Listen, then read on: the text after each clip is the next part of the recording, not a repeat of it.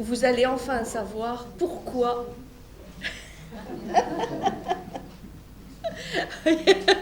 il y a cette expression « peau de chagrin ». Voilà. Suspense. C'est bon, là on aborde un autre grand monstre sacré de la littérature et du roman français du 19e avec ce cher Honoré de Balzac. Donc, je vous rappelle simplement les dates. 1799, 1850. 1799, 1850. Et donc on va étudier, on va se régaler avec cette peau de chagrin, qui est un roman philosophique. Philosophique. C'est pour ça que je l'ai choisi. Alors, ce qu'il faut savoir, c'est que Balzac, en fait, ça c'est pas forcément très connu, il a rédigé de 1816 à 1822, donc entre 19 et 23 ans, quand il est jeune, un certain nombre d'essais philosophiques. Il a rédigé un discours sur l'immortalité de l'âme, rien que ça. Et puis, il s'est intéressé à des philosophes, un certain nombre de philosophes modernes sur lesquels il avait écrit aussi des petits traités. Malebranche, Descartes, Spinoza.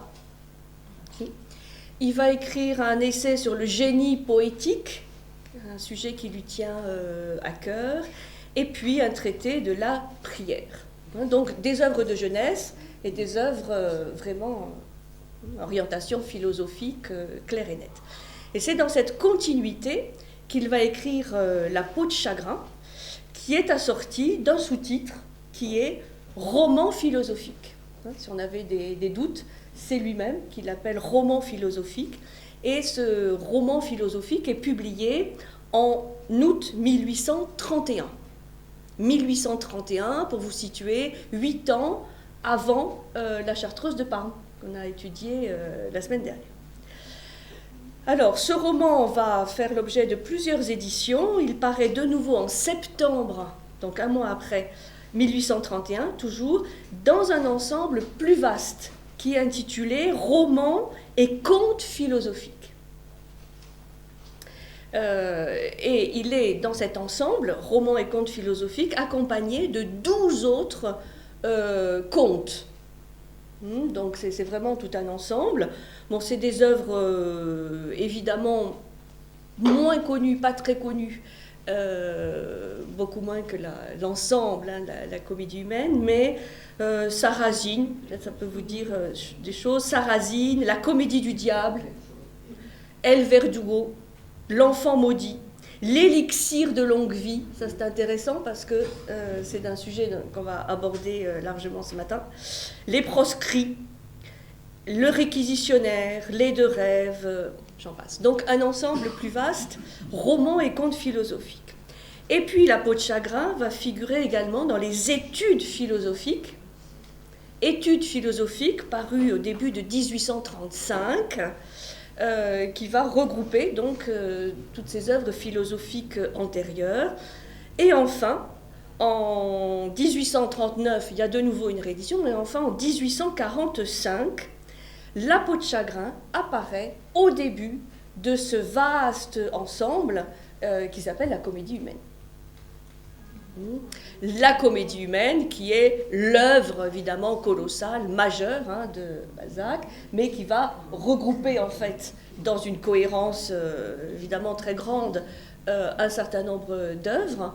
Et La peau de chagrin donc démarre en fait cette immense fresque et peinture de la nature humaine, la comédie humaine, c'est le point de départ. Donc ça, il faut bien se rappeler que donc c'est un roman philosophique, ou un conte philosophique, mais c'est aussi parfois rangé parmi les contes fantastiques.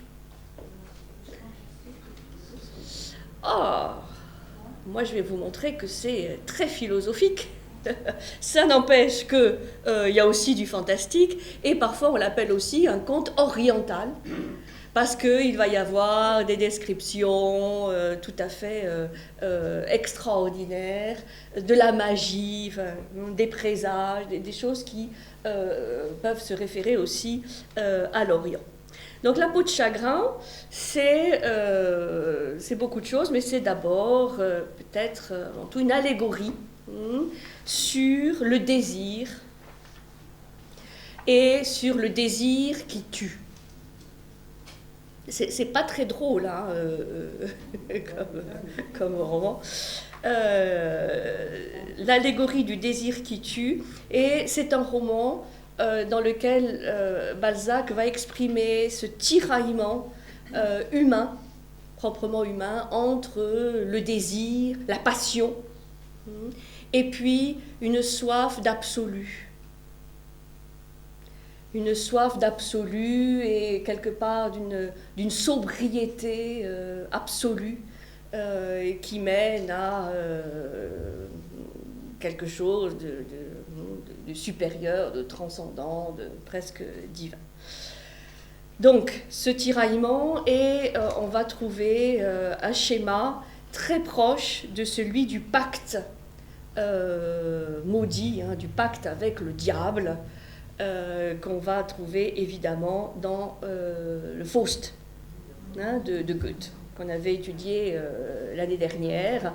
Il y a des éléments assez proches d'un pacte avec une force surnaturelle qui fait qu'une fois qu'on a signé ce pacte, on n'est plus maître de sa vie et de ça. On peut aussi dire, de manière un peu plus sombre peut-être, que c'est l'histoire d'un suicide reporté. Vous allez comprendre pourquoi. Alors, le roman, il se divise en 3 parties, à peu près d'égale longueur. Le talisman, qui est l'expression de cette peau, le chagrin. La deuxième partie, c'est la femme sans cœur. Et la troisième, l'agonie. Bon. Le talisman, la femme sans cœur, l'agonie. Alors, je vais vous raconter un peu l'histoire, et évidemment en montrant au fur et à mesure quels sont les éléments philosophiques, hein, de réflexion philosophique que cela amène, et aussi les éléments personnels que Balzac a mis dans ce roman, puisqu'il y a beaucoup de Balzac, hein, personnage Balzac, dans ce roman, un petit peu comme on l'avait vu la semaine dernière avec Stendhal hein, et sa Chartreuse, où il y a beaucoup d'éléments biographiques hein, qui apparaissent. Alors ça commence par un matin d'octobre 1830. Un matin d'octobre 1830, un jeune inconnu, qui nous est présenté comme tel, risque son dernier Napoléon, hein, sa dernière pièce d'or, au jeu. Et quand il arrive dans ce cercle de jeu un petit peu crasseux, hein, du Palais Royal, donc à Paris, hein, ça se passe à Paris, les gens qui l'accueillent voient déjà un regard qui atteste des efforts trahis, 1000 espérances trompées, un front pâle et maladif, la morne impassibilité du suicide et un sourire amer, une résignation qui fait mal à voir, alors que c'est un jeune homme, mais qui arrive dans ce cercle de jeu et immédiatement, c'est les vieillards, hein, puisque c'est plutôt un cercle qui est fréquenté par des vieillards un peu amers et désabusés,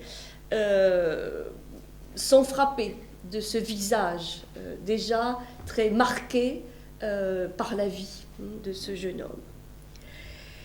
Alors, un petit clin d'œil peut-être à Stendhal, puisque dans cette salle de jeu, dès les premières pages, c'est à la rouge et à la noire que le jeune inconnu confie le soin de décider de son avenir. Vous connaissez peut-être la roulette.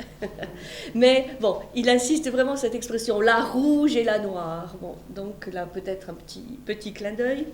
Et l'inconnu mise, donc ce dernier Napoléon, il mise sur la rouge et c'est la noire qui l'emporte. Donc, il est ruiné.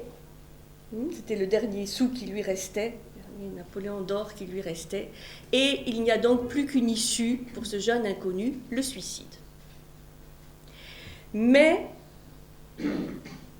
pas n'importe comment, il décide de se jeter dans la Seine, puisque donc ça se passe au bord de la Seine. Il décide de se jeter dans la Seine, mais pas tout de suite. Il décide de le faire quand il fera nuit. Et évidemment, s'il n'y avait pas eu ce délai que ce jeune inconnu se donne à lui-même, il n'y aurait pas de roman. Ça s'arrêterait là. C'était jeté dans la Seine en plein jour. Non, quand il fait nuit. Et donc, c'est pas que ce jeune homme va renoncer au suicide, mais il va trouver sur sa route un autre type de suicide, un autre type de mort, en fait, à la fois plus extraordinaire, plus fabuleuse, et en même temps plus atroce. Puisque inexorablement, il va vivre cette peau de chagrin qui va, je vous annonce déjà l'histoire, se réduire comme une peau de chagrin, c'est ça qui va donner l'expression, se réduire comme une peau de chagrin, qui va se réduire inexorablement, inéluctablement au fil des derniers mois qu'il va vivre. Donc, ce jeune inconnu va sortir de cette salle de jeu, il va déambuler dans Paris. Donc là, il y a toute une peinture d'un Paris assez sombre, avec un ciel bas, sous la grisaille. Bon, à l'époque, il n'y avait pas encore la pollution avec les particules fines, mais vous imaginez voilà, ce Paris peu sombre, de tous les points de vue, grisaille, un ciel bas, et il va déambuler, il va traverser le jardin des Tuileries, il va traverser la Seine, il va longer les quais, dans une grande noirceur à la fois extérieure et intérieure. Et puis, sur ce quai Voltaire, donc quai au bord de la Seine, bien connu pour les antiquaires, les marchands de curiosités, il va rentrer comme ça chez un marchand de curiosités, enfin un antiquaire, pour passer le temps. Et attendre donc le moment choisi pour se jeter dans la Seine. Et là, il va rentrer dans une sorte de magasin fantastique à plusieurs étages, où il y a une sorte de chaos, de profusion, d'œuvres d'art tout à fait exceptionnelles, avec plein de choses tout à fait médiocres, une sorte de caverne d'Ali Baba, mais quand même très soigneusement organisé, puisqu'il y a plusieurs étages, et c'est une sorte d'histoire des chefs-d'œuvre de l'humanité, en partant des plus anciens, des plus archaïques, et au fur et à mesure qu'on monte, les chefs-d'œuvre les plus récents. Donc il y a des rapprochements d'œuvres tout à fait incongrues, grotesques, surréalistes, et là on se demande vraiment si c'est réel ou si c'est imaginaire. Alors il y a plusieurs pages, il y a une peinture tout à fait exceptionnelle, tout à fait style balsacien, une profusion de détails. Au premier coup d'œil, les magasins lui offrirent un tableau confus, dans lequel toutes les œuvres humaines et divines se heurtaient.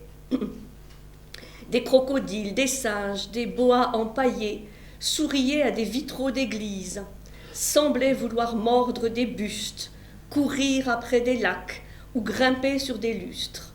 Un vase de Sèvres, où Madame Jacotot avait peint Napoléon, se trouvait auprès d'un sphinx dédié à Sésostris. Le commencement du monde et les événements d'hier se mariaient avec une grotesque bonhomie. Là, vous avez donc plusieurs pages qui se suivent, où sont jetées pêle-mêle toutes ces œuvres témoins du génie de l'humanité et aussi du fait que les civilisations naissent, se développent et meurent un jour. Donc cette description tout à fait foisonnante a aussi un objectif de montrer le côté pérenne, enfin durable de certaines œuvres, et puis ce côté mortel et des civilisations. Une multitude de figures endolories, gracieuses et terribles, obscures et lucides, lointaines et rapprochées, se leva par masse, par myriades, par génération. Bon, il va donc déambuler pendant un temps qui est un peu suspendu, on ne sait pas si c'est quelques heures ou quelques siècles. Il y a des objets de tous les pays, de toutes les époques, et peu à peu, notre jeune inconnu, qui est toujours présenté comme jeune inconnu, est pris d'une sorte de vertige, d'une sorte de fièvre, est pris d'hallucination. Et Balzac va expliquer, parce que c'est quelque chose qui lui tient à cœur, il explique ceci d'un mot: cet inconnu est en fait un poète. Et là, ce sera l'occasion pour Balzac de développer quelque chose qui lui est cher, c'est à quoi reconnaît-on un poète, un artiste, ou ce qu'il va même parfois appeler un homme de génie. C'est pour ça que toute cette peinture, toute cette description, on comprend peut-être que ce n'est pas tout à fait réel, mais c'est quelque chose qui naît dans l'imagination enfiévrée de notre héros. Et donc, là on voit que cet inconnu ressemble comme un frère au Balzac de 20 ans, qu'un rien n'embarquait, un rien embarquait dans une sorte d'imagination, dans un monde fantastique. Et il explique ceci, pas dans le livre, mais dans un article publié en 1830, donc quand il écrit La peau de chagrin. Est artiste l'homme habitué à faire de son âme un miroir où l'univers tout entier vient se réfléchir, où apparaissent à sa volonté les contrées et les mœurs, les hommes et leurs passions. Voilà. Donc, ce jeune inconnu ressemble au jeune Balzac. C'est un poète, c'est un artiste, peut-être pas un homme de génie, mais il a cette sensibilité, cette hypersensibilité qui fait que lorsqu'il voit une œuvre d'art, il est capable de voir le contexte dans lequel cette œuvre a été réalisée, le pays, l'époque, la civilisation. Et donc c'est tout un monde au-delà de la simple œuvre matérielle, tout un monde imaginaire qui apparaît. Pour Balzac, c'est le propre de l'artiste, de pouvoir capter et de comprendre en fait l'histoire aussi d'une œuvre à partir de la vision de cet objet. Et dans la préface de 1831 de La peau de chagrin, il revient sur cette capacité d'aller en esprit à travers les espaces. C'est pour ça que, ça c'est un peu un premier clin d'œil philosophique, où l'espace et le temps est quelque chose de très relatif. Disons qu'on peut se balader dans d'autres espaces, dans d'autres temps. Et là, très clairement, on a un certain nombre de descriptions, de peintures dans le magasin de l'antiquaire, mais aussi à d'autres moments qu'on verra tout à l'heure, où les frontières habituelles de l'espace et du temps sont complètement explosées.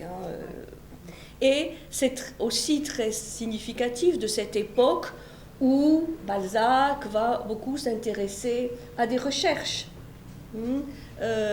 scientifiques, de la physique, de la chimie, ou notamment toutes les recherches sur le magnétisme, sur l'énergie. Et on va voir que c'est un des thèmes essentiels de la peau de chagrin, cette énergie qui nous fait aller dans d'autres plans d'existence, pas simplement le plan concret, physique, matériel, réel, mais des plans plus subtils. Balzac est très sensible à cela, il va beaucoup s'y intéresser. C'est pour ça qu'on va trouver aussi un peu une peinture des recherches scientifiques de l'époque, notamment à la fin. Donc il dit, cet homme de génie, cet artiste, est capable d'aller en esprit à travers les espaces. Et seulement chez les poètes, dit-il, et les écrivains réellement philosophes, que s'opère ce phénomène inexplicable, inouï, cette sorte de seconde vue. Cette sorte de seconde vue qui leur permet de deviner la vérité dans toutes les situations possibles. Donc c'est sûr que notre inconnu, notre héros, notre jeune, il ne va pas voir exactement la même chose que quelqu'un d'autre verra, ou que même que l'antiquaire voit. Mieux encore, dit-il, je ne sais quelle puissance qui les transporte là où ils doivent, où ils veulent être. Cette capacité de se transporter ailleurs et pour l'écrivain, le poète, de nous transporter ailleurs. Et c'est vrai qu'on peut lire aussi La peau de chagrin vraiment comme un conte fantastique, oui, où on nous transporte ailleurs. On n'est plus dans le Paris de 1830, qui traverse une grave crise politique et sociale, on est ailleurs.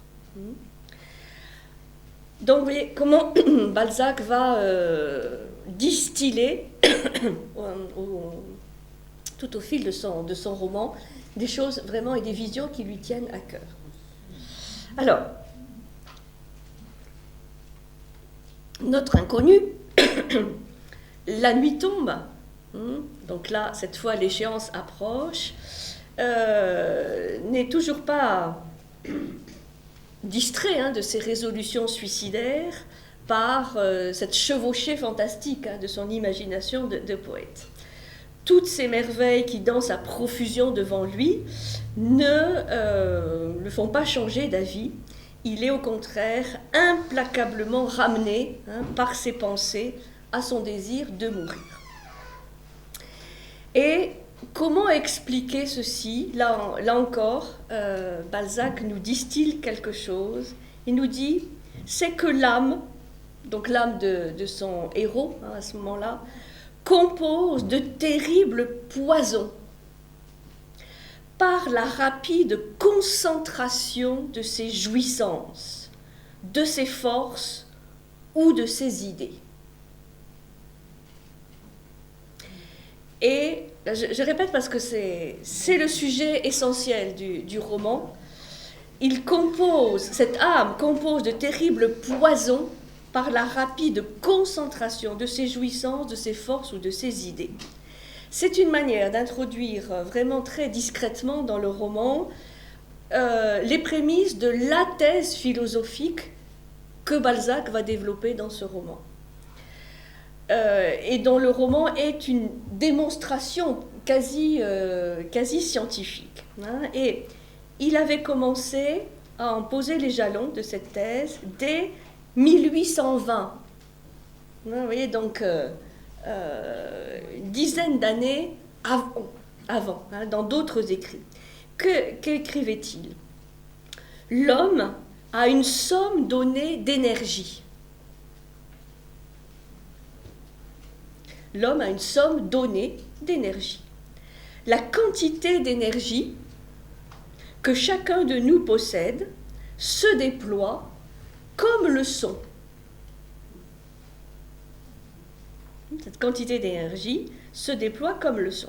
Elle est tantôt faible, tantôt forte. Et elle se modifie selon les octaves qu'il lui est permis de parcourir. Vous voyez, dans une thèse, et ça sera la thèse philosophique essentielle du roman, l'homme est doté d'un stock, d'une somme d'énergie donnée au départ. Et selon la manière dont il va la vivre, cette énergie, de manière plutôt dispersée, dilapidée, et puis il va épuiser très vite cette énergie, et s'il l'épargne, ou s'il essaie de concentrer cette énergie, il pourra en profiter plus longtemps.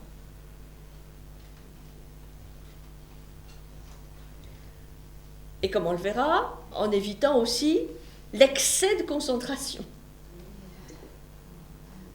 Mais avec le thème des poisons, on est vraiment dans la littérature romantique, un peu fantastique. Vous abordiez le thème des poisons tout à l'heure. C'est pas moi, c'est Balzac qui le dit. L'âme compose de terribles poisons. Donc, la quantité d'énergie se déploie de manière faible ou forte. Cette force est unique. Et bien qu'elle se résolve en désir, en passion, en labeur d'intelligence ou en travaux corporels, elle accourt là où l'homme l'appelle. Ça, c'est très important. Cette énergie va donc circuler, comme l'énergie, elle va irriguer la vie de l'être humain, et elle accourt là où l'homme l'appelle. Je termine la citation. Un boxeur la dépense en coups de poing, le boulanger à pétrir son pain, le poète dans une exaltation qui en absorbe et en demande une énorme quantité. Donc, tout est une question de gestion, on pourrait dire, entre guillemets, de cette énergie qui est donnée de manière et en quantité différente selon les individus. Alors, pourquoi? Point d'interrogation. Chacun n'est pas doté de la même quantité. Mais surtout, le plus important, c'est comment l'être humain va-t-il gérer, alimenter ou au contraire dilapider cette énergie. Alors ça, c'est vraiment intéressant quand on sait que Balzac et d'autres de ses contemporains s'intéressaient beaucoup à la Chine et la vision chinoise. Et c'est vrai, sans faire d'amalgame en disant c'est la même chose, mais c'est très intéressant de rapprocher cette vision de la vision extrêmement traditionnelle, très archaïque chinoise, où on a ce fameux qi, ou cette énergie, et même les Chinois parlent de l'âme ancestrale, ou de l'énergie ancestrale dont est doté l'individu, et qu'il s'agit justement de bien gérer dans cette alternance de yin et de yang, et d'équilibre quelque part, d'harmonie, pour pouvoir vivre longtemps. Et vous savez que c'est symbolique, mais quand même, notamment chez les taoïstes, il y a cet élixir de longue vie, cette recherche d'immortalité, cette volonté de durer. Pas simplement physiquement, mais quand même, il y avait aussi cela dans l'alchimie taoïste. Et c'est très surprenant, mais c'est sûrement pas le fait du hasard. Balzac a certainement étudié un petit peu cette vision, puisque il va nous développer une théorie très proche, évidemment, à l'occidental, et en apportant des arguments scientifiques. On verra sur la fin de l'ouvrage. Donc, ce jeune inconnu est incapable d'arrêter en tout cas cette pente, ou de s'arrêter sur cette pente, quelque part d'une autodestruction et de dilapidation de l'énergie qui lui reste. Et donc, ce jeune inconnu parvient à l'extrême bord d'un gouffre, à la fois d'un gouffre intérieur, en même temps qu'il parvient, c'est très symbolique aussi, au sommet du magasin. Il a parcouru tous les étages, il est au sommet.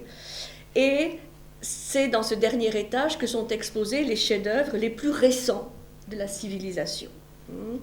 Et tout d'un coup, il voit surgir, là aussi un peu comme par magie, un petit vieillard aux yeux verts, donc sorti d'on ne sait où, un petit vieillard aux yeux verts, lampe au poing, donc vous imaginez un petit vieillard avec un visage tout à fait parcheminé, dans une longue robe avec sa lampe. Et il va lui désigner, je cite, d'éternelle richesse. Et il lui dit qu'il veut le rendre heureux à jamais. Voilà, je vais te faire découvrir d'éternelle richesse et tu vas pouvoir être heureux à jamais. Et là, on se demande si vraiment c'est une figure salvatrice qui va sauver le jeune homme, ou si c'est un nouveau Méphistophélès, un nouveau diable qui va accélérer sa chute. Et donc, il y a toute une scène assez extraordinaire aussi, où le vieillard va lui découvrir un magnifique portrait du Christ, peint par Raphaël. Magnifique portrait, plein de lumière. Et tout d'un coup, la rêverie, et là on sent que le jeune inconnu qui était dans le rêve, dans l'imagination, tout d'un coup est ramené au réel. Il voit cette peinture du Christ. Il fait nuit. Et cette peinture ne change en rien la décision de l'inconnu, qui est toujours décidé à mourir. Mais là, tout est prêt. Balzac nous bien sentir que, comme au début du Faust de Goethe, tout est prêt pour le pacte. Puisque tout d'un coup, le vieillard lui demande de se retourner. Il y a vous imaginez le Christ peint par Raphaël sur un mur. Il lui demande de se retourner. Et sur le mur qui lui fait face, qu'y a-t-il? Cette peau. Cette peau de chagrin. Alors, il faut savoir qu'il va y avoir beaucoup, évidemment, de jeux de mots sur ce mot chagrin. Il faut savoir que le chagrin, c'est aussi une sorte de cousin, je crois, de ce qu'on appelle l'onagre ou de l'âne sauvage. C'est cette peau dont les anciens relieurs de livres, et encore peut-être certains encore aujourd'hui, utilisaient pour relier les livres. C'est une peau d'âne, une peau d'onagre traitée, etc. Et là, sur ce mur, donc, il y a un très étrange objet que cette peau, qui défie par son éclat le Christ qui est en face. Vous voyez, tout ça n'est pas par hasard. C'est pas n'importe quelle peinture, c'est un Christ peint par Raphaël, vous comprendrez pourquoi. Et cette peau est une peau magique, c'est le talisman, le fameux talisman, puisque, comme on le verra à la fin, elle va défier toutes les compétences scientifiques de l'époque. Donc c'est une peau qui défie tout ce qui est connu. Et la matière de cette peau, c'est une sorte de cuir noir, très poli, aussi rigide que le métal. Donc une peau très, très rigide, mais dès qu'elle sera emportée par le jeune inconnu, elle sera très souple. Donc déjà, vous voyez, là on est en pleine magie, un côté fantastique, une peau qui revêt différents aspects. Cette peau, elle porte une inscription en arabe, que d'ailleurs le jeune antiquaire prend pour du sanskrit. Bon, ça prouve qu'il n'est pas plus très, très érudit. Et c'est le jeune inconnu lui-même qui va donner la traduction du texte qui est sur la peau et qui, vous voyez, est présenté comme un triangle inversé. Ce n'est pas non plus anodin, hein, une forme de triangle inversé. Et qu'est-ce qu'il y a écrit sur cette peau? Si tu me possèdes, tu posséderas tout, mais ta vie m'appartiendra. Dieu l'a voulu ainsi. Désir et tes désirs seront accomplis. Mais règle tes souhaits sur ta vie. Elle est là. À chaque vouloir, je décroîtrai comme tes jours. Me veux-tu? Prends. Dieu t'exaucera. Soit. Voilà le mystère de la peau de chagrin, qui exauce tous les vœux, tous les désirs. Et alors, comme on verra, évidemment, c'est compliqué parce que elle exauce les vœux et les désirs, qu'ils soient exprimés consciemment ou non. C'est pas simplement ce qui est dit à voix haute, mais aussi ce qui est désiré in petto, dans le fin fond de son cœur ou de son âme, qui est immédiatement, quasiment immédiatement exaucé.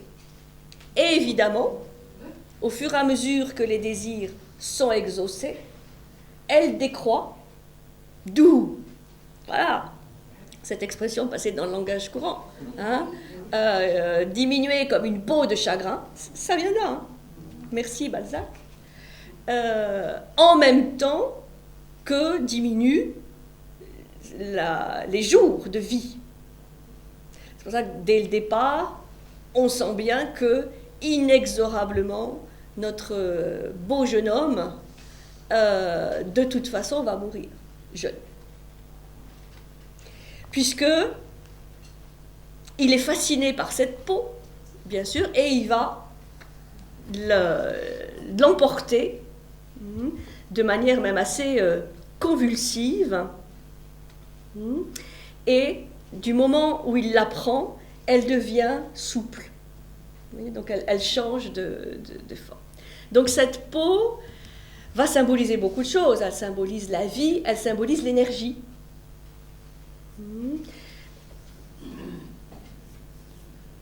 Et du moment qu'il l'empoigne, même juste avant que le jeune inconnu empoigne cette peau, le vieillard, donc l'antiquaire, va tout faire pour l'en dissuader. C'est ça qui est... Il lui montre la peau, donc il est vraiment le tentateur. Mais là, immédiatement, il va essayer de dissuader le jeune homme de céder à cette tentation, à laquelle, évidemment, il vient de l'exposer, et il entreprend de lui révéler quelles sont les véritables richesses de l'existence et le secret de sa longévité exceptionnelle à lui, puisque c'est un vieillard plus que centenaire, peut-être. Et il lui explique que s'il est arrivé à cet âge-là, c'est qu'il a toujours suivi un régime d'une sobriété extrême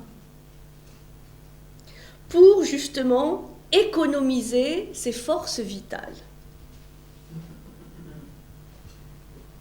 Et il lui explique, c'est là où c'est vraiment un apport philosophique important, il lui explique que, je cite, l'homme s'épuise par 2 actes instinctivement accomplis. Donc l'homme s'épuise dans 2 formes supérieures d'instinct, et ces instincts tarissent les sources de son existence. Et quels sont ces deux actes ou ces deux instincts? Il les appelle vouloir et pouvoir. Vouloir et pouvoir. Et il lui livre le secret de sa philosophie à lui, l'antiquaire. Il dit « Vouloir nous brûle et pouvoir nous détruit ». Alors, la solution, savoir. Donc il y a vraiment une antinomie, vouloir, pouvoir, savoir. Savoir laisse notre faible organisation dans un perpétuel état de calme. C'est l'antiquaire. Bon, Balzac met son message à travers la bouche de l'antiquaire. Vouloir nous brûle et pouvoir nous détruit, mais savoir laisse notre faible organisation dans un perpétuel état de calme. Alors, comme on le verra un peu plus tard, il ne faut pas se méprendre sur l'expression vouloir. Dans la bouche de l'antiquaire, vouloir, ce n'est pas l'expression de la volonté, comme on pourrait le penser, on le comprendra plus tard, mais là bien l'instinct, le désir, la passion. Ce que l'on prend parfois comme du vouloir. Mais là, c'est le côté subi, c'est-à-dire où l'homme n'est pas maître, en fait, de ce qu'il désire, il est l'objet de ses désirs, de ses passions, de ses instincts. Il ne maîtrise rien. C'est ça ce que l'antiquaire appelle vouloir. Et pouvoir, eh bien sûr, c'est un peu cette illusion de pouvoir que donne le désir et la passion, qu'on va retrouver beaucoup plus tard dans le roman avec un autre personnage qui s'appelle Rastignac, qui intervient dans La peau de chagrin et qui est un personnage qu'on va retrouver dans beaucoup d'autres romans de Balzac, qui joue sur cette puissance, ce pouvoir, notamment dans une société bourgeoise du Paris de 1830, qui est une société un peu en décomposition, et où ce jeune ambitieux de Rastignac va pouvoir faire un petit peu son chemin, en étant très, très habile. Bref, on a là déjà une première donc, alternative philosophique. Est-ce qu'il faut vouloir, enfin, dans le sens que je viens d'expliquer, obéir à ses désirs, à ses passions, à ses pulsions, ses instincts, et profiter d'un certain pouvoir que cela donne, ou bien, comme il lui propose, savoir, c'est-à-dire connaître, mener une vie beaucoup plus concentrée, beaucoup plus frustre, beaucoup plus simple, beaucoup plus frugale, mais autour de ce savoir, de cette connaissance. Et donc, l'antiquaire va évoquer avec emphase toute sa vie de savoir, ce qu'il appelle cette vie de jouissance intuitive des choses, puisque ce savoir permet justement de rentrer en communication avec les textes, avec les œuvres. Ces voluptés idéales, comme il dit, dépouillées des souillures terrestres. Donc, l'antiquaire va lui proposer cette vie de volupté idéale, dépouillée des souillures terrestres, grâce à la faculté sublime, toujours cette idée de faire comparaître en soi l'univers. Et donc, il va lui désigner la peau comme le symbole des passions et des concupiscences de la civilisation, qui tue en développant ou en incitant à cette vie illusoire de désir, de passion et de pouvoir, de puissance. Alors, c'est paradoxal, évidemment, puisqu'il le met face à cette peau en lui expliquant tous les dangers de cette peau et en essayant de l'orienter vers un autre type de vie. Bon, vous imaginez ce qui se passe. Évidemment, au lieu de dissuader le jeune homme, ce discours philosophique le précipite dans le pacte fatal avec la peau, qu'il empoigne, dit-on, d'une main convulsive, en souhaitant, et c'est le premier désir qu'il va exprimer avec la peau dans les mains, la peau en main, il va souhaiter une dernière et formidable débauche. Et donc, bon, on sent déjà qu'on va avoir droit à la description d'une formidable orgie, débauche, dans un de ces hôtels particuliers parisiens. Nous sommes en octobre 1830, et donc on peut aussi lire La peau de chagrin comme un essai politique, puisque il y a un drame qui se joue, c'est Paris, mais la France entière, qui est en plein scepticisme et désillusion. C'est une période vraiment de désenchantement. C'est le désenchantement de la Révolution, c'est le désenchantement de l'Empire, c'est le désenchantement de la monarchie de Juillet, des trois glorieuses. Donc il y a une sorte de grand doute qui touche notamment la bourgeoisie, ou l'aristocratie, qui sent que la révolution qu'elle a faite est quand même un échec.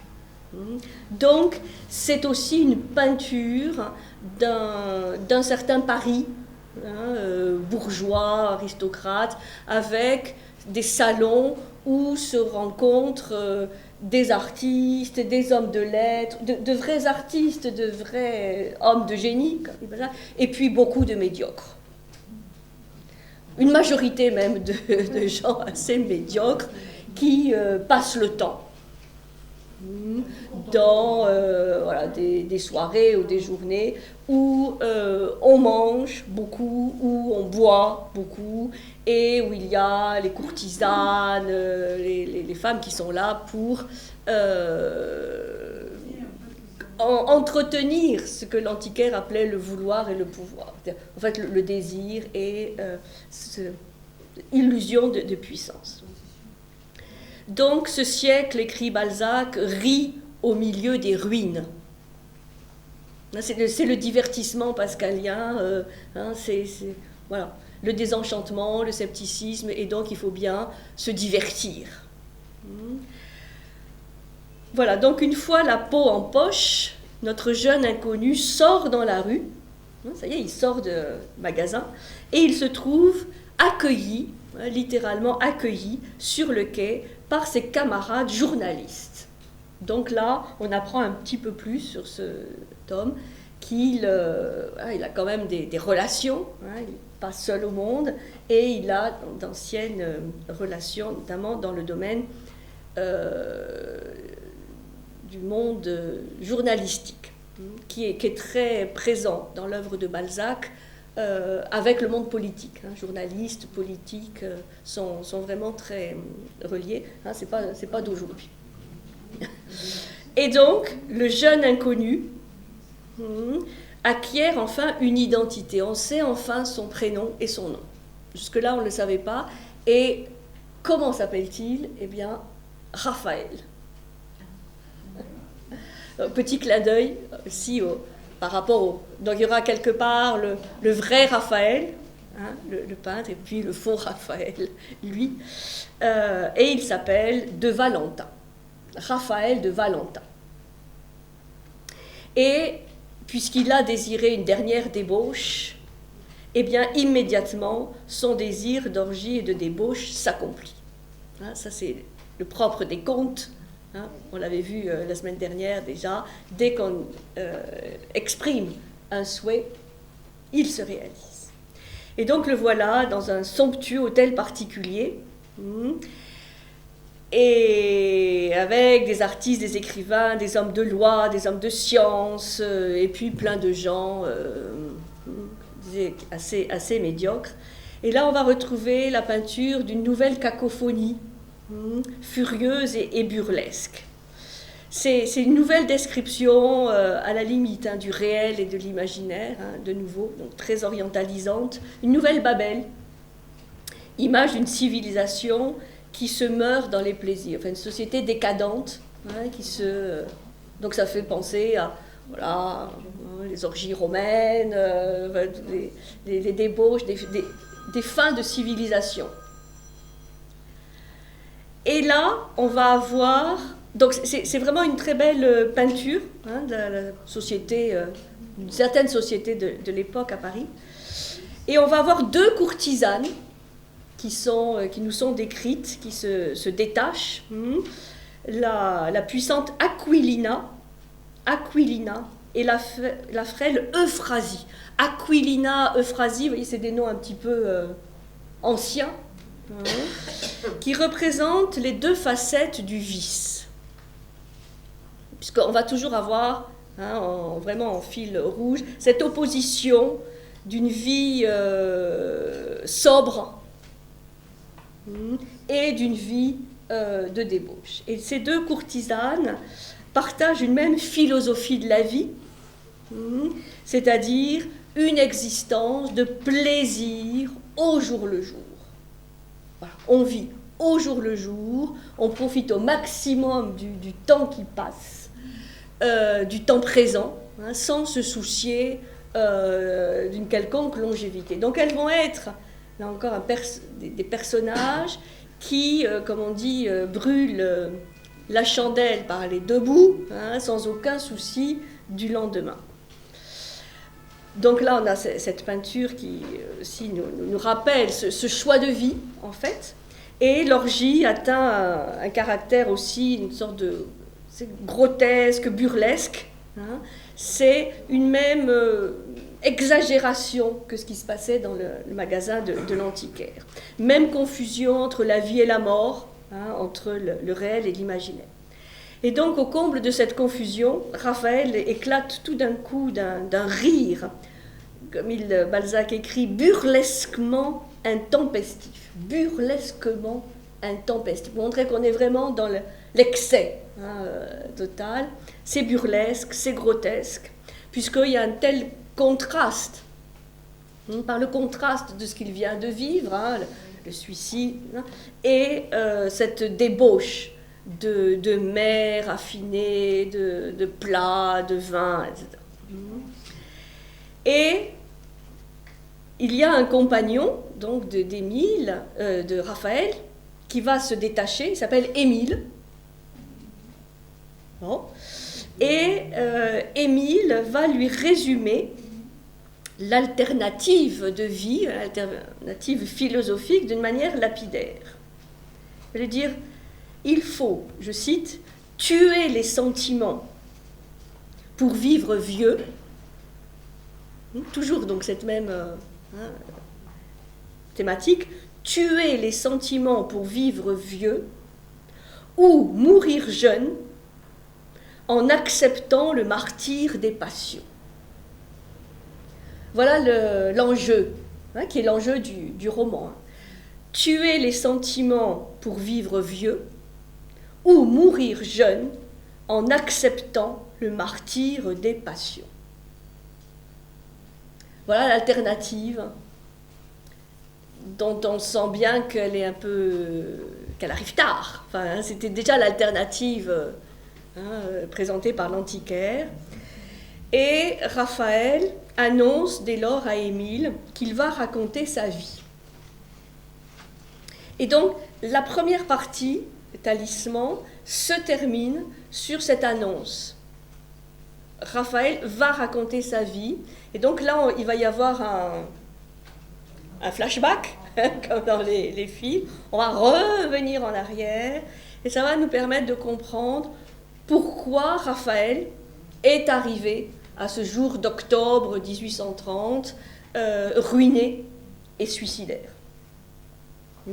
Et évidemment, ça va permettre à Balzac, là encore, d'expliquer un certain nombre de choses. Et il va, dans cette deuxième partie, se raconter. On va trouver chez Raphaël énormément d'éléments biographiques de Balzac. Donc, c'est un récit autobiographique, surtout cette deuxième partie, où, dit-il, au milieu de cette orgie, puisque l'orgie continue, il va y avoir une sorte de parenthèse où Raphaël va raconter sa vie, une orgie de paroles. Voilà, il va se raconter à son ami, pour ce jeune homme dont la vie n'a été jusque-là qu'un trop long silence. Et donc là, ça nous fait comprendre que ce trop long silence qu'il a vécu jusque-là, un excès de rigueur, d'une vie très mesurée, très cadrée, pauvre aussi, on va le voir, cet excès va l'amener, le faire basculer dans l'excès inverse. Donc, une orgie de paroles. Tout d'un coup, on ne peut plus l'arrêter, il parle, il va raconter sa vie, se raconter. Donc là aussi, ça renforce cette idée des extrêmes. Qu'on est ballotté, on risque d'être ballotté d'un extrême à l'autre, surtout si on vit cet extrême de manière très tendue. Et qu'on ne l'a pas forcément voulu. Et donc, ainsi se termine la première partie du roman, le talisman, où la deuxième partie, qui s'appelle La femme sans cœur, va commencer par le récit de la vie de Raphaël. Et toute la deuxième partie, c'est en arrière, pour comprendre comment on arrive à l'état dans lequel on a trouvé le héros. Et là, c'est l'occasion pour Balzac de mettre plein d'éléments personnels, mais aussi de décrire, encore une fois, la société de l'époque. C'est comme une forme d'analyse, enfin de psychoanalyse du héros Raphaël, en fait. Maintenant, ce qui va se passer quand il va raconter ce fleuve de paroles, il va se raconter, c'est un peu comme une psychanalyse en fait. Oui, il n'est pas allongé, il est assis. Mais, oui, maintenant, oui, on appellerait ça, oui. Disons que, voilà, tout d'un coup, il trouve un ami, dans ce monde apparemment très joyeux, mais qui est en fait d'une tristesse et d'une désolation quand même humaine extrême. Il va trouver cet ami et il va donc lui expliquer jusqu'à l'histoire de la rencontre avec la peau, du pacte avec la peau. Donc cette deuxième partie, La femme sans cœur, est aussi l'occasion, encore une fois, de développer cette alternative, puisqu'on va trouver dans cette deuxième partie, là encore, des personnages qui économisent et d'autres qui dilapident. C'est toujours ce portrait des avares et des prodigues.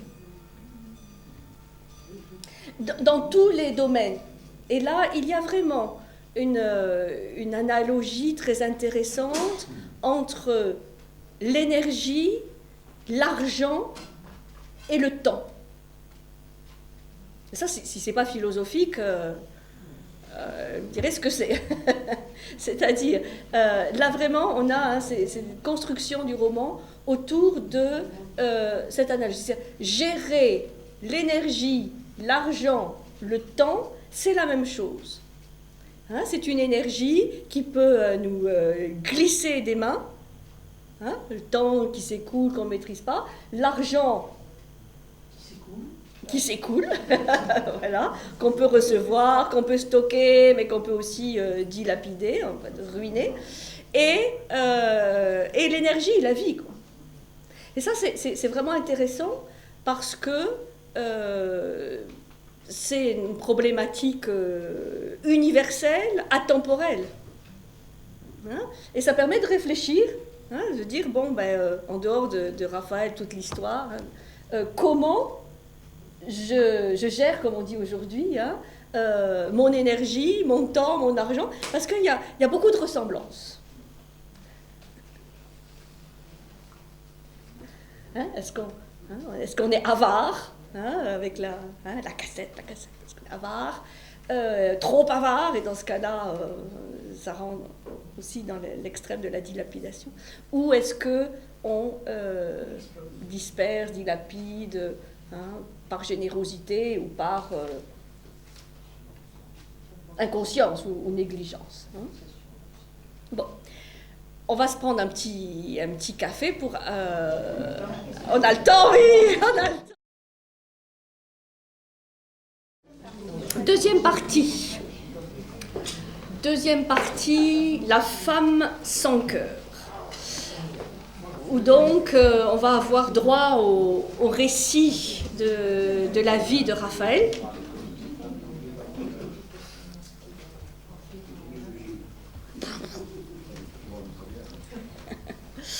Et donc on apprend que le père de Raphaël est d'origine auvergnate, comme son propre père. Le père de Raphaël a été ruiné par la Restauration et il va élever son fils dans une rigueur extrême. Et pendant toutes ces années d'enfance et de jeunesse, il va être soumis à une sorte de despotisme paternel. Il est privé d'argent par son père et il finit par obtenir sa confiance très tardivement, où son père soumet un petit peu à une épreuve et il finit par lui dire « Maintenant tu es un homme, mon enfant ». Mais bon, donc une enfance très rigoureuse et dans la pauvreté, en tout cas toujours la menace de la ruine. Et donc Raphaël se laisse asservir par la défense des intérêts de son père. Il s'interdit tout plaisir, toute dépense, et finit par sacrifier ses propres biens pour payer les créanciers de son père. Et donc son père meurt inconsolable d'avoir ruiné son fils. Hein, donc explique la ruine du père et la ruine du fils. La mort du père, la mort de la mère entre-temps, enfin voilà. Donc, permet de comprendre l'état de misère dans lequel Raphaël se trouve, puisqu'il a dû payer jusqu'au dernier centime les créanciers de son père, même pas les siens propres, mais ceux de son père. Et donc, dès lors, la vie de Raphaël n'est plus qu'une sorte de conflit entre la frugalité de sa vie passée et l'envie de vivre autre chose. Alors, Raphaël est un héros hypersensible, timide, un peu gauche, un peu replié sur lui-même.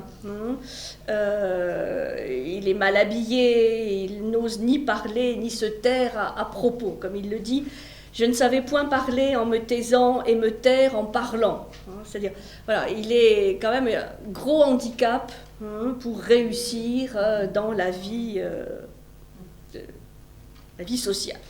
Donc, comme il n'a pas beaucoup des armes nécessaires pour partir à l'assaut de la société, mais il a un esprit vraiment rompu au travail, à la lecture, il décide de se consacrer à l'étude de la philosophie.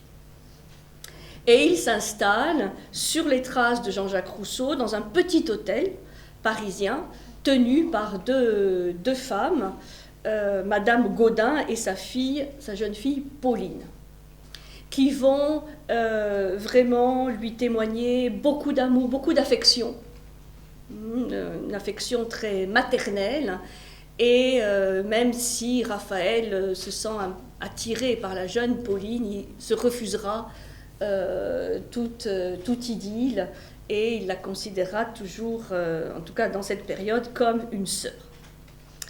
Et donc, le jeune Raphaël va, exactement comme Balzac, mener pendant plusieurs années une vie simple et studieuse, mais quand même la tête enflammée par des rêves de gloire. C'est-à-dire, donc il va s'enfermer des heures durant dans sa chambre pour écrire, exactement comme le fait Balzac.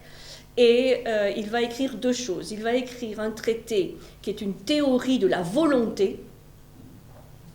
Alors là, cette fois, la théorie de la volonté, c'est-à-dire comment la volonté peut justement dépasser, surpasser les instincts, les passions.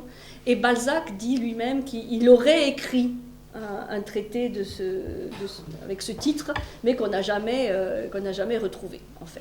La volonté, ça se retrouve en philosophie, effectivement aussi, chez Nietzsche, par exemple. Depuis l'Antiquité. Et donc, il écrit cette théorie de la volonté et une comédie. Le problème est que sa comédie, tout le monde s'en moque. Vous savez que les critiques à l'époque étaient très sévères. Donc, sa pièce est moquée comme une sorte de niaiserie. Enfin bon, personne n'y prête attention.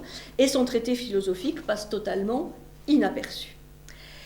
Et comme Balzac, Raphaël sent en lui quand même une pensée à exprimer, quelque chose à dire, et il est animé de cette croyance en sa destinée. Enfin, il croit quand même qu'il a une destinée d'écrivain, il veut transmettre des choses, un peu comme Balzac qui voulait poser les fondements d'une nouvelle science. Enfin, il y a une grande quand même ambition intérieure, et donc il est un petit peu déçu évidemment de la réception de ces deux œuvres, et c'est là qu'il rencontre le fameux Rastignac, qui est un jeune homme ambitieux, lui par contre totalement rompu aux usages du monde, et qui va lui présenter, on est en 1829, donc en fait un an avant le début du roman, il va lui présenter une femme, une comtesse, la comtesse Fedora. Qui est une femme richissime, mi-russe, mi-parisienne, et qui est la femme sans cœur. Femme sans âme, décrit Balzac, à l'impénétrable caractère, et Balzac va s'inspirer d'une femme qu'il a réellement connue pour nous décrire cette femme qui a effectivement un comportement très dur vis-à-vis d'elle-même et vis-à-vis des autres, une femme qui reste totalement mystérieuse et qui va être un vrai poison pour Raphaël, puisque Raphaël va en tomber amoureux de cette comtesse. Et cette comtesse qui va lui faire vivre l'humiliation de la pauvreté, l'humiliation d'un amour qu'en fait elle n'est pas prête à donner, c'est-à-dire que c'est la femme qui excite le désir de Raphaël, mais sans jamais s'engager. Donc ça va être un portrait d'une femme qui est du côté, pas des avares, mais pas des prodigues, mais des avares, c'est-à-dire la femme sans cœur, c'est la femme qui met à l'épreuve en fait ses amants ou ses courtisans, enfin ses faux amants, ses faux courtisans, et qui vraiment est très avare de cœur et de l'amour qu'elle ne prodigue pas du tout.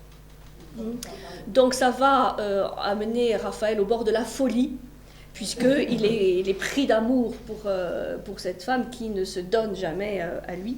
Et là, c'est l'occasion aussi pour Balzac de peindre à nouveau ces antithèses humaines, ou ces alternatives philosophiques, puisque on va voir Raphaël qui mène cette vie d'ascète, toute consacrée au savoir. On va avoir cette comtesse Fedora aussi qui est très, très avare de son cœur. Et en face de cela, on va avoir Rastignac, qui est une sorte de vie dissolue, en fait, toute dispendieuse, même si sur la fin, il va revenir un peu plus sur le juste milieu. Donc au bord de la folie, ruiné, incapable de guérir de Fédora. C'est là qu'il commence à penser au suicide. Voilà, donc tout cela nous explique la ruine matérielle, la ruine, vraiment, la désolation intérieure, et il est accablé par l'horreur de sa condition, hanté par les dettes qui lui semblent jaillir partout comme des sauterelles. Et il y a un geste qu'il est obligé de faire, qui évidemment lui crève le cœur. Il est obligé de vendre la petite île où était enterrée sa mère. Bon, donc là, évidemment, c'est le geste ultime de la ruine. Et donc, évidemment, il se sent coupable de cela. Et c'est dans cet état-là qu'il arrive au fameux cercle de jeu, salle de jeu, en octobre 1830. Donc, c'est la désolation matérielle, psychologique, voilà, il est ruiné dans tous les sens du terme. Et Raphaël termine sa confession donc en révélant à Émile le secret de la fameuse peau de chagrin. Alors pendant toute cette deuxième partie, c'est vrai qu'on oublie presque la peau de chagrin. C'est vrai, hein, elle est un peu mise entre parenthèses, et c'est tout un historique qui nous est présenté. Et donc il lui explique cette peau de chagrin comme étant une créatrice de richesse, mais également promesse de mort.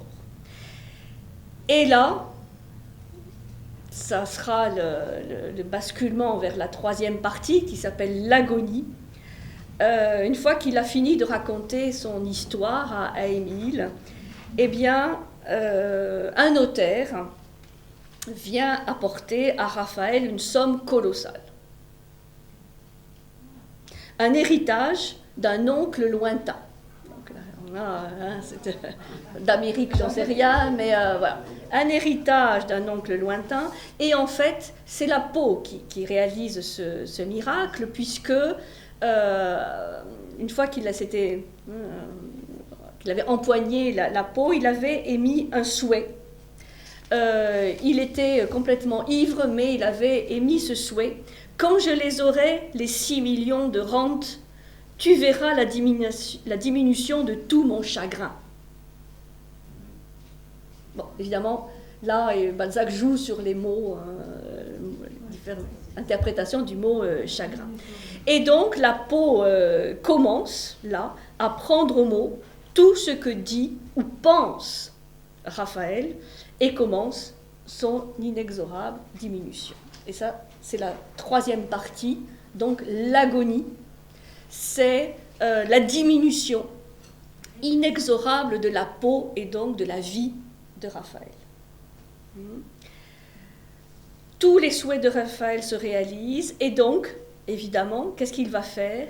Il va essayer, mais c'est vain, il va essayer de s'empêcher d'exprimer ou même de penser au moindre désir. C'est-à-dire que là, on arrive à une vie totalement comprimée, où il va commencer, c'est le paradoxe, à vouloir vivre. Il sait que la mort rapide est quand même inexorable, mais il va commencer à développer l'instinct de conservation. Et évidemment, il va se passer des choses miraculeuses. Il y a 2 présages qui se réalisent. Vous voyez, c'est encore comme chez Stendhal, des présages qui se réalisent, auxquels on n'avait absolument pas cru jusqu'alors, mais qui, là, maintenant, se réalisent. 2 présages importants en lien avec Madame Gaudin et sa fille Pauline, c'est-à-dire les logeuses, les fameuses logeuses qui avaient toujours vraiment essayé d'aider et d'aimer ce jeune Raphaël, mais qui, lui, les avait un peu repoussés. Il y a un premier présage qui se réalise, c'est que le mari de Madame Gaudin, qui avait été fait prisonnier par les Cosaques à la bataille de la Bérésina, en fait n'est pas mort, il est toujours vivant. Et non seulement il est vivant, mais il revient à Paris millionnaire. Et Madame Gaudin avait dit un jour à Raphaël, « Nous serons tous riches ». Et Pauline, la fille, s'était exclamée, « Oui, vous, Raphaël, vous épouserez une femme riche, mais elle vous tuera. » Et évidemment, Pauline avait dit ça à Raphaël, Raphaël avait pensé à la comtesse Fédora, qui était riche. Et en fait, c'est pas Fédora qui va tellement tuer Raphaël, mais ce sera effectivement Pauline. Et Pauline ne pouvait imaginer, évidemment, que cette femme riche qui allait le tuer, c'était elle. Et donc, la famille Gaudin devient riche, la fille Pauline devient riche et élégante, et en fait, il y a les retrouvailles avec Pauline, et Raphaël se rend compte qu'en fait, il est amoureux de Pauline, et à la différence de la comtesse Fédora, Pauline est amoureuse de lui. Donc, le présage de la richesse de la famille Gaudin se réalise, et Pauline devient une femme riche, et là, Raphaël sent qu'il pourrait enfin être heureux, c'est-à-dire avoir l'amour, aimer et être aimé, et en plus, être riche. Et donc, il veut se débarrasser de la peau, puisque là, il pourrait vraiment passer d'un extrême à l'autre. Il était pauvre et rejeté, était ruiné et rejeté, et là, il peut être riche et aimé. Il jette la peau dans un puits. Mais, oui, c'est là où on voit le côté un peu fantastique. Que fait la peau? Elle ressurgit du puits. Donc, il ne peut pas, voilà, c'est comme le sparadrap du capitaine Haddock, il ne peut pas s'en débarrasser. La peau ressurgit, et c'est là où c'est assez amusant, dans cette troisième partie qui est quand même assez sombre, c'est qu'il y a un accès un peu de révolte de Raphaël contre cette peau, et il va consulter les plus grands savants de l'époque sur la nature exacte de cette peau. Et c'est là où c'est vraiment intéressant, où Balzac essaie de placer ce que l'on sait au niveau mais scientifique, c'est-à-dire physique, chimique. Alors cette peau, il va l'amener chez un physicien, ensuite il va l'amener chez un chimiste. Alors le physicien essaie d'étirer la peau, parce que quand la peau réduit, il essaie de l'agrandir, et la peau presque se révolte, et elle détruit la machine. C'est une énorme presse, vous savez, enfin la machine vraiment en métal, enfin énorme, quoi, costaud. La peau détruit la machine. Ensuite, il va avoir un chimiste qui essaie plein de substances pour essayer pas dissoudre, mais comprendre, analyser la nature de la peau. Ça reste un mystère, et donc il finit par être complètement découragé, oui, par l'impuissance de la science à expliquer cette nature de la peau. Alors, ça nous montre aussi cette vision de la science qu'on croyait à l'époque un peu toute puissante à expliquer le réel, qui est là face à des choses vraiment qui sortent de l'explication rationnelle. Il va voir aussi des médecins, enfin bon, et on sent que la fin inexorable de Raphaël approche.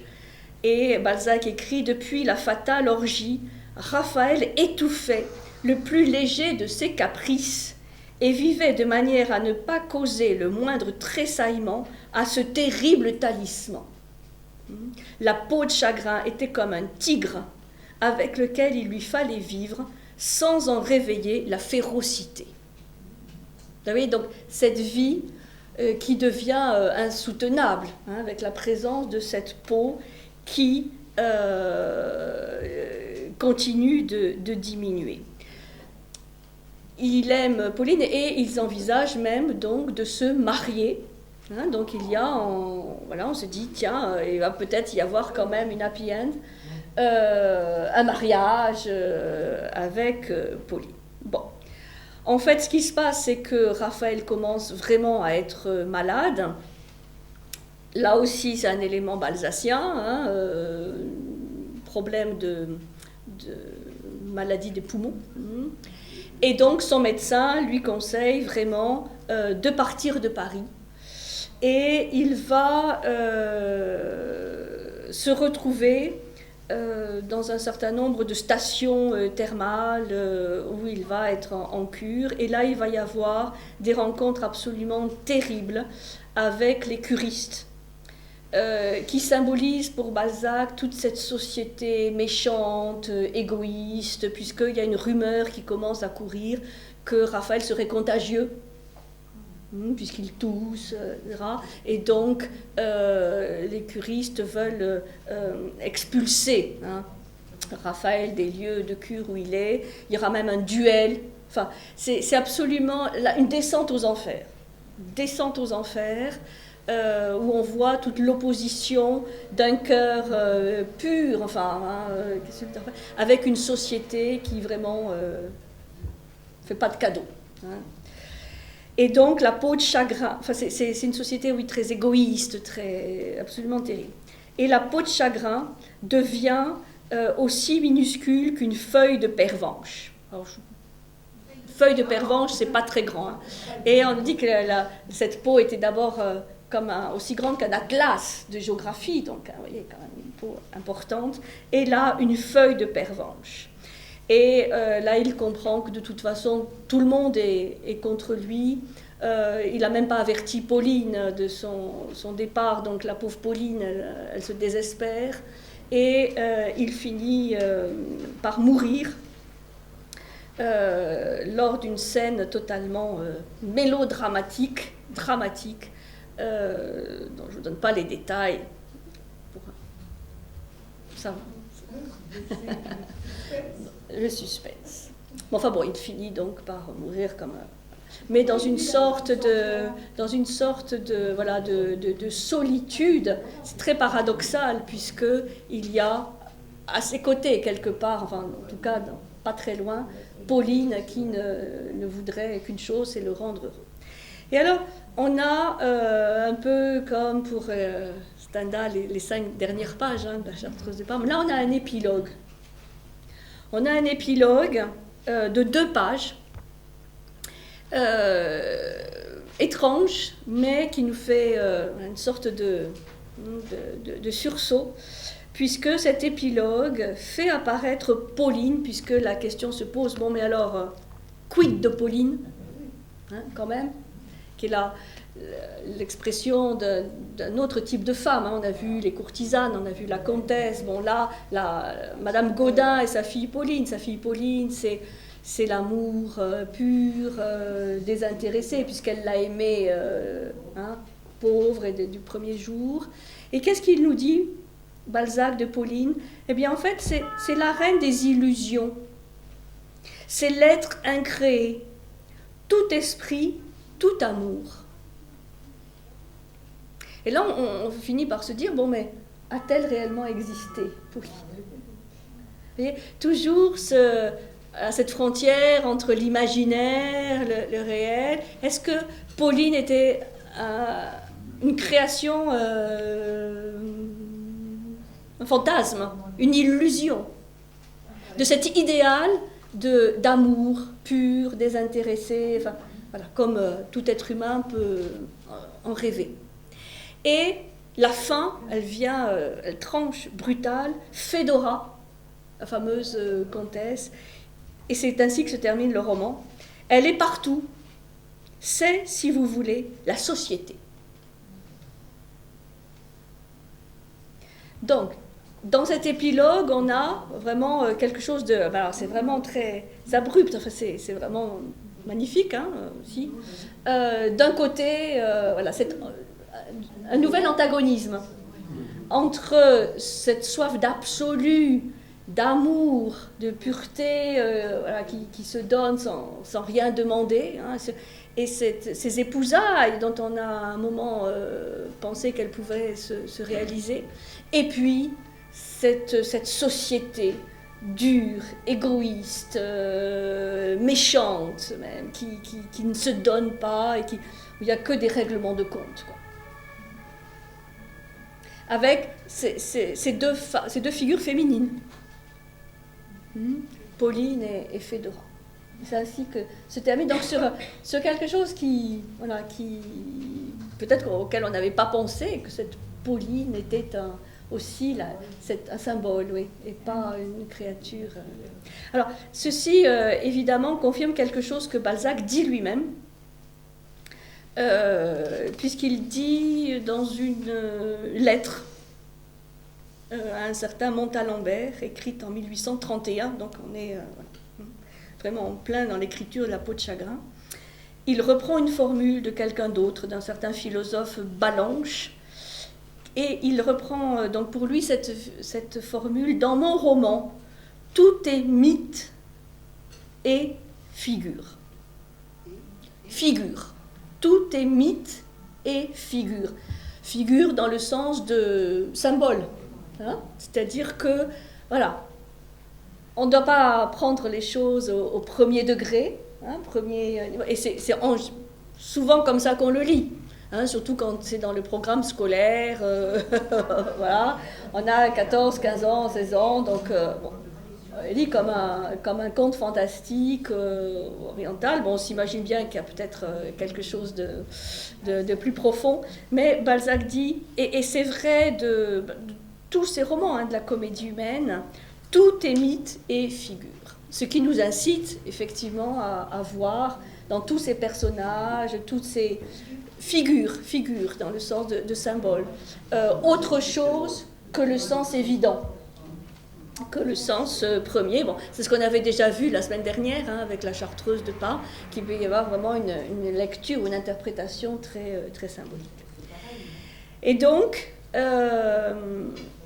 Balzac écrit lui-même, là c'est même pas notre interprétation, hein, mais c'est ce qu'il écrit à une correspondante: la peau de chagrin devait formuler, c'est-à-dire représenter, hein, le siècle actuel, notre vie, notre égoïsme, et en même temps formuler poétiquement l'effet produit par le désir, la passion sur le capital des forces humaines. Donc là, on voit bien plusieurs enjeux, le côté politique, sociétal, on dirait, hein, de l'époque, mais aussi formuler poétiquement l'effet produit par le désir, la passion sur le capital des forces humaines, et illustrer l'axiome philosophique selon lequel, je cite, la vie décroît en raison directe de la puissance des désirs. La vie décroît en raison directe de la puissance des désirs ou de la dissipation des idées. La vie décroît, donc comme la peau, hein, en raison directe de la puissance des désirs ou de la dissipation des idées. Ce qui veut dire, c'est que cette énergie, hein, ce capital d'énergie, il est géré par deux plans. Le plan affectif, hein, le plan émotionnel, donc les désirs, les passions, ou au contraire la sobriété ou la retenue des sentiments, mais aussi c'est une énergie mentale. Ou la dissipation des idées. Et là, on voit bien aussi cet antagonisme de ceux qui écrivent, comme l'a fait Balzac, en sacrifiant complètement sa santé. Hein. Il disait, il se levait à minuit pour écrire et il finissait vers 18h. Avec moult café, dit-on, mais pressé aussi par les éditeurs, hein, qui réclamaient les feuillets. On dit, il l'exprime aussi dans La peau de chagrin. Il doit donner les feuillets de la première partie, alors que la deuxième et troisième partie ne sont pas encore écrites. Hein, c'est-à-dire là, il y a vraiment une pression et une concentration excessive du mental. C'est émotionnel, c'est aussi cette gestion de l'énergie mentale, où si elle est trop dissipée ou trop concentrée, de toute façon amène à peu près au même résultat, c'est-à-dire la diminution rapide de cette énergie. Et Balzac est un exemple de cette gestion comme beaucoup d'artistes. qu'un beaucoup d'artistes, c'est-à-dire qui à la fois dilapident ou concentrent trop.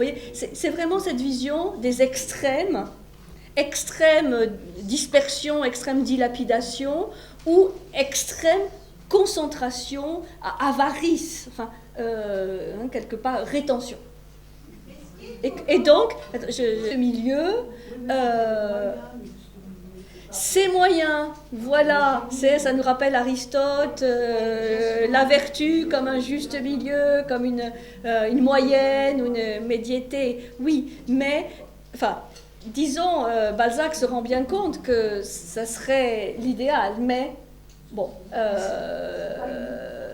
voilà, disons qu'on est plus souvent fasciné par les extrêmes. Et donc, il y a une hantise voilà, de ces extrêmes, hantise de la dépense sexuelle, hantise de la dispersion de l'intelligence ou du génie littéraire. Il va par exemple croquer un certain nombre de journalistes qui vraiment pourraient faire mieux que ce qu'ils font, mais qui dilapident leur capital d'intelligence dans des petits écrits dans les journaux, plutôt que de faire œuvre. Les travaux mercenaires, les bavardages brillants. Les travaux mercenaires, il fait référence au fait que Raphaël, à un moment donné, pour gagner de l'argent, va être plus ou moins obligé d'écrire des biographies pour des gens qui veulent avoir leur biographie, mais complètement, évidemment,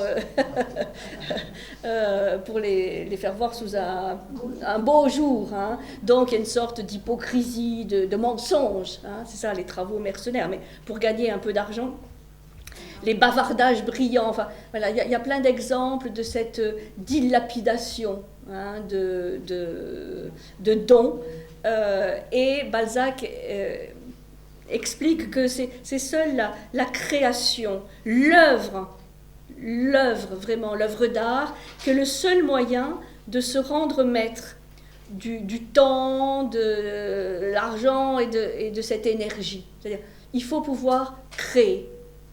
Et à ce moment-là, s'il y a création, s'il y a cet homme de génie ou cet artiste qui crée vraiment, mais vraiment une œuvre d'art, alors là, ça peut se justifier. C'est le seul cas où peut se justifier cet excès pour vraiment créer une œuvre. Et quelque part, avec la comédie humaine, c'est ce qu'il veut faire. C'est pour ça que peu importe de mourir à 50 ans, si on laisse à la postérité une œuvre d'art. Mais on ne sait jamais, en fait, si ce qu'on réalise, c'est vraiment une œuvre d'art ou quelque chose dont on ne parlera jamais, même de son vivant. Donc il y a un risque. Balzac prend ce risque, c'est évident, et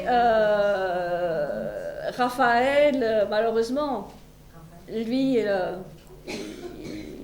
n'arrivera pas à faire ceci. Et donc, il y a cette hantise de l'éparpillement aussi de la pensée scientifique, hantise de la perte de repères, hantise de ce chaos politique dans lequel il vit. Et donc il y a plein de symboles de cette dilapidation, de cette dispersion, de ce chaos, qui évidemment fait référence au chaos intérieur aussi des personnages. Et il y a une grande figure, dès le début du roman, qui va être en contrepoint de cette peur. C'est un scientifique qui conjure un peu cette fragmentation, c'est Cuvier, l'anatomiste Cuvier, qu'il appelle le plus grand poète de notre siècle. Cuvier n'est pas du tout poète, c'est un anatomiste, c'est lui qui va créer un peu la paléoanthropologie. Mais pourquoi il l'appelle le poète ? Parce que pour lui, c'est le symbole de la reconstruction. C'est-à-dire qu'à partir des os des ancêtres, des os blanchis, il va reconstruire des mondes, il va reconstruire un système, il va repeupler 1000 forêts de tous les mystères de la géologie. C'est-à-dire, il présente Cuvier comme un scientifique qui, lui, est capable de rassembler.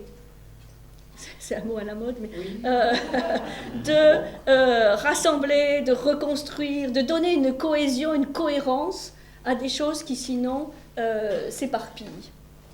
Vous voyez ? Bon, Cuvier est un personnage scientifique aujourd'hui assez controversé, puisque c'est l'époque aussi où on utilise l'anatomie pour développer des thèses racistes sur la supériorité de certaines races.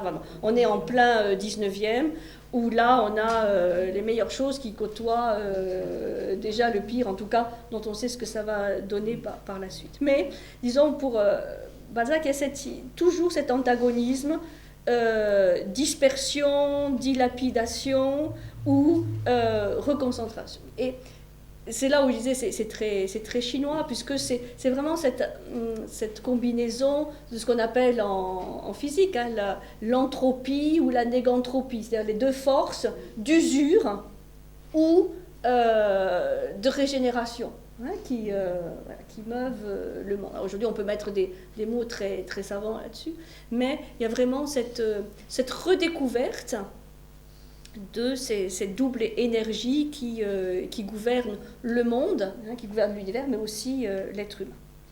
Alors, donc c'est toute une vision de l'énergie, de ce capital de force vitale, comme il dit, qui est en fait la grande thèse philosophique du roman. C'est la base d'un système assez unifié, qui a une cohérence et qui en même temps peut s'exprimer de manière scientifique, mathématique, quasiment. Et il va, dès ses romans de jeunesse, en fait, pour montrer que c'est vraiment une préoccupation jusqu'à sa mort, il affirme que l'homme a une somme donnée d'énergie. Ce que j'expliquais déjà tout à l'heure. Cette force est unique. L'homme n'a qu'une somme de force vitale. Et cette force vitale, cette énergie, elle peut être gérée par justement la volonté, qu'il considère comme vraiment quelque chose de précieux chez l'être humain, qui n'est pas le vouloir de l'antiquaire, le désir, mais une force vraiment très supérieure, presque transcendante, qui permet de voir les choses telles qu'elles sont et de pouvoir orienter, gérer de manière harmonieuse cette fameuse énergie vitale, cette force vitale. Alors, comme la question était posée tout à l'heure, il ne va pas expliquer, Balzac, pourquoi le capital est différent selon les êtres humains. Ça serait intéressant. Ce qu'il faut savoir, c'est que Balzac va côtoyer tous les cercles scientifiques, mais aussi mystiques ou illuministes, puisque c'est aussi la période de l'illuminisme, avec Swedenborg, avec Böhm, où les frontières sont très poreuses entre la science, les sciences naturelles, la mystique, la religion, et où il y a peut-être en filigrane cette vision que l'on ne vit pas qu'une seule fois, et que le stock d'énergie avec lequel on arrive à une vie peut-être est la conséquence d'autres vies. Vous voyez cet enchaînement. Il ne va pas jusque-là, mais on n'en est pas loin dans un certain nombre de cercles mystiques. Vous savez, c'est aussi l'époque, là, ça sera plutôt avec Victor Hugo, mais des mouvements spirites. Voilà, on s'amuse à faire tourner les tables, à être en contact avec les morts, les médiumnités, etc. On est dans une période où les sciences, c'est vrai, se dispersent dans plein de domaines assez nouveaux. Et Balzac aussi aime beaucoup, par exemple, les théories de Lavoisier. Il va s'inspirer aussi des chimistes, des physiciens. Quand Lavoisier dit rien ne se crée, rien ne se perd, tout se transforme, c'est une idée que Balzac va reprendre à son compte. Rien ne se perd, rien ne se crée, tout se transforme. Cette idée d'une énergie unique, mais qui est soumise à de multiples combinaisons et transformations. Donc voilà, c'est une éponge, hein, Balzac, de manière très prosaïque. Voilà, il est vraiment en symbiose avec son temps et avec notamment la science. Donc, cette énergie, elle a une caractéristique, c'est qu'elle ne peut en aucun cas s'accroître. Mais elle peut se réparer. Elle peut se régénérer, hein, se restaurer, mais pas s'accroître. C'est pour ça que quelque part, la volonté de tirer la peau, c'était une folie. C'est pour ça que ça a cassé la machine. Parce que il y a un stock qui est donné, on peut le dilapider, mais on peut quand même le régénérer, mais pas l'accroître. Pas l'accroître, ça c'est une caractéristique importante. Et donc, il va parler d'un équilibre auquel il faut arriver entre ces énergies de décadence et de restauration. Et là, on voit bien que son message est aussi politique, puisqu'on est en pleine restauration.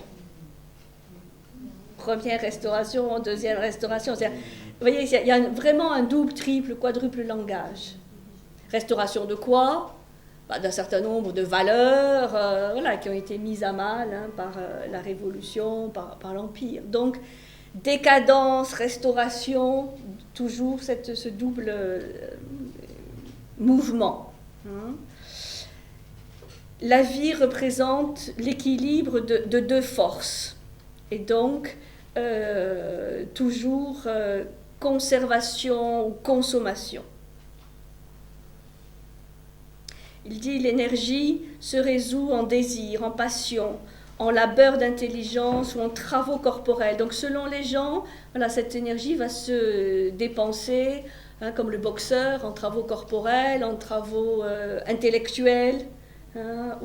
Et ça, c'est intéressant aussi parce que ça nous ramène, par exemple, ce qu'on connaît aujourd'hui énormément, comme les fameux burn-out, c'est-à-dire le fait d'avoir dépassé la limite, une limite énergétique, notamment par des travaux intellectuels. C'est pas simplement la pression professionnelle, mais aussi le fait d'avoir transgressé une limite. Ça, c'est très balzacien. Et c'est pour ça que c'est si difficile de se reconstruire après un burn-out, parce qu'il y a une limite qui a été franchie et difficile de réparer. Mais c'est une réparation ensuite, une reconstruction à partir d'une limite qui a été consciemment ou inconsciemment franchie. Bon, c'est une petite parenthèse.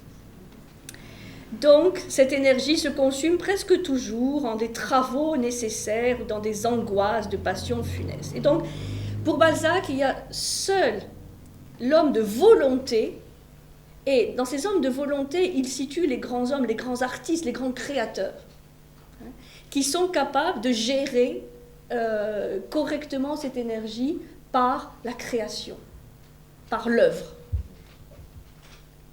En tout cas, comme je disais tout à l'heure, que ça peut justifier, disons, cette surconsommation ou dilapidation d'énergie.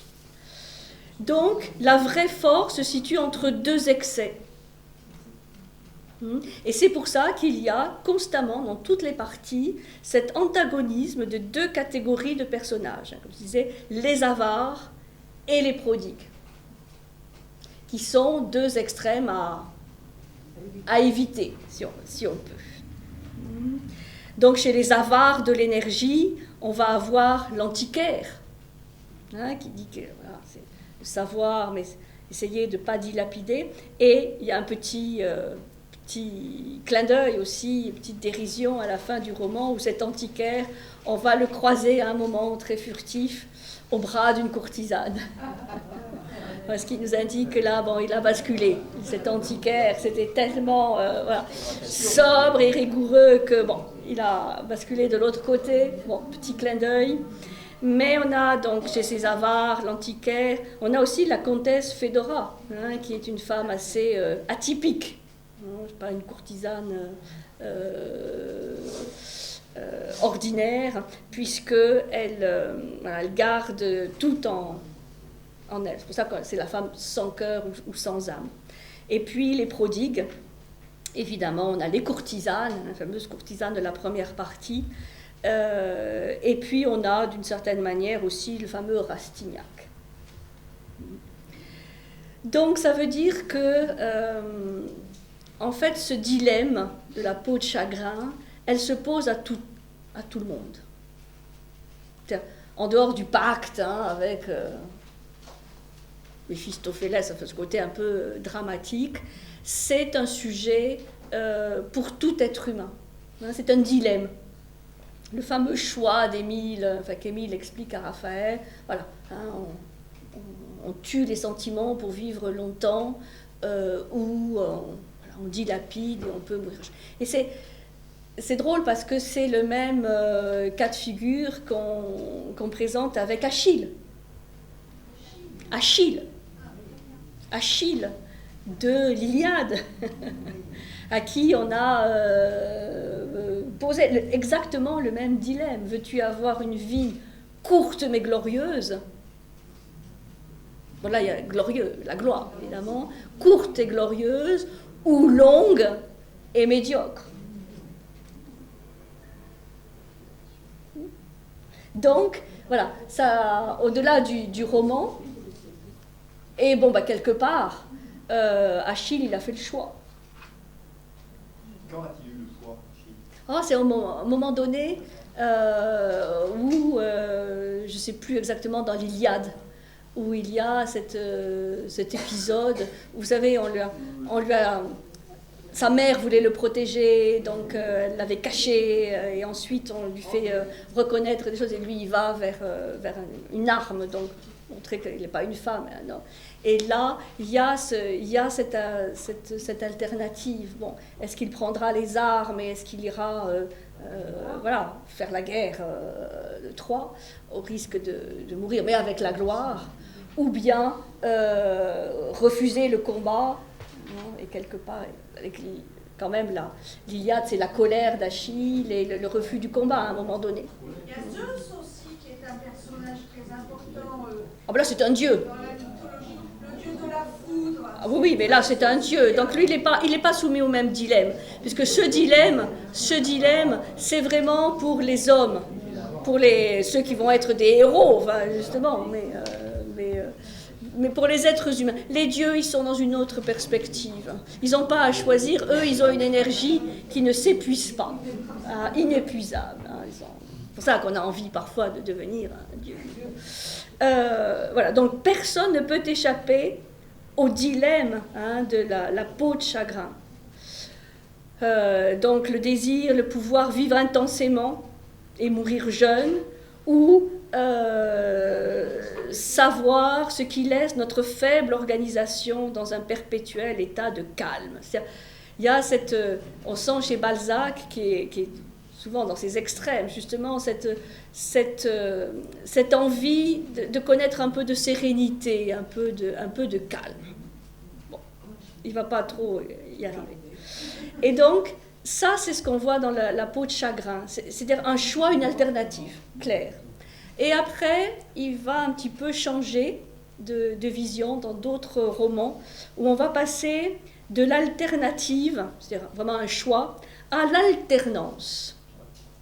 De l'alternative à l'alternance. On va expliquer que, bon, peut-être il n'y a pas un choix radical à faire, mais qu'on peut gérer, on peut s'en sortir, si je puis dire, en alternant les périodes.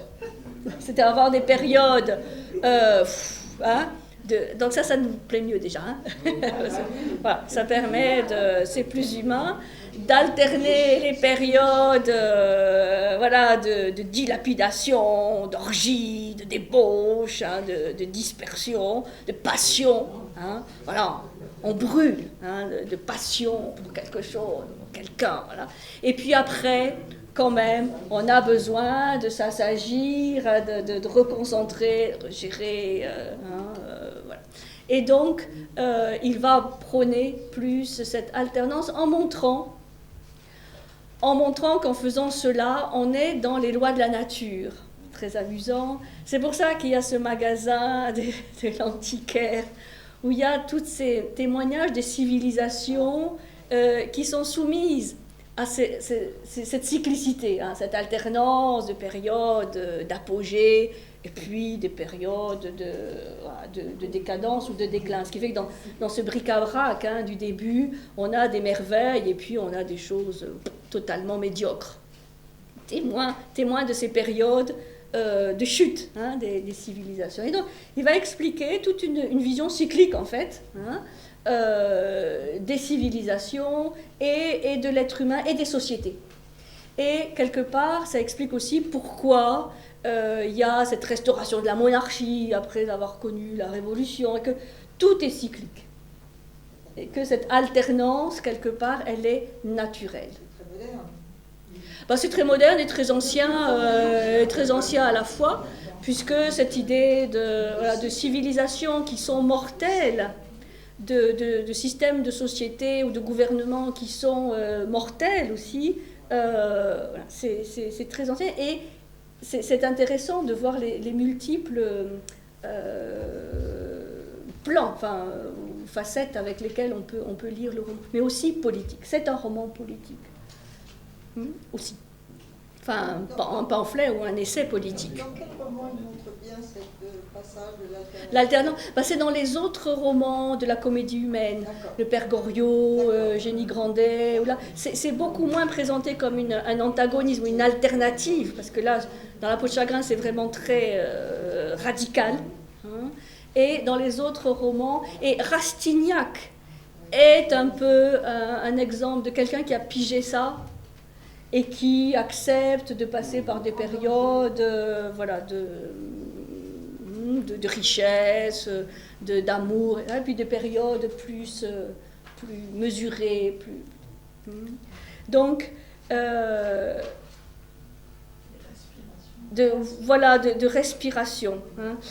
Donc, une autre manière de continuer à rechercher quand même un certain absolu, tout en, comme il dit, concilier la destruction et la construction. Il y a vraiment cette vision chinoise, mais aussi indienne, hein, constamment ces énergies de destruction et de construction qui sont à l'œuvre. Donc d'accepter cette alternance, hein, de forces, on pourrait dire, centripètes, hein, qui ramènent au centre, et puis des moments de force plus centrifuge. Hein. Et donc là, on voit que ces exemples très antagonistes de La peau de chagrin retrouvent un peu une place dans une meilleure harmonisation, disons, un meilleur équilibre, sans être, tout en étant toujours quand même éloigné des excès. Parce que tout excès, quand même, pour Balzac est nocif. Alors, c'est assez amusant de savoir que Balzac est mort ruiné dans un endroit absolument luxueux. C'est vraiment l'exemple de ce paradoxe où il a, lui, connu ces périodes de ruine, de richesse, et au niveau de ses amours aussi, une vie extrêmement agitée, jusqu'au dernier amour, hein, avec Madame Hanska. Bref, beaucoup d'éléments biographiques, hein, dans ce roman. Il jouait au jeu, non? Il était ruiné, pourquoi? Parce qu'il a énormément produit.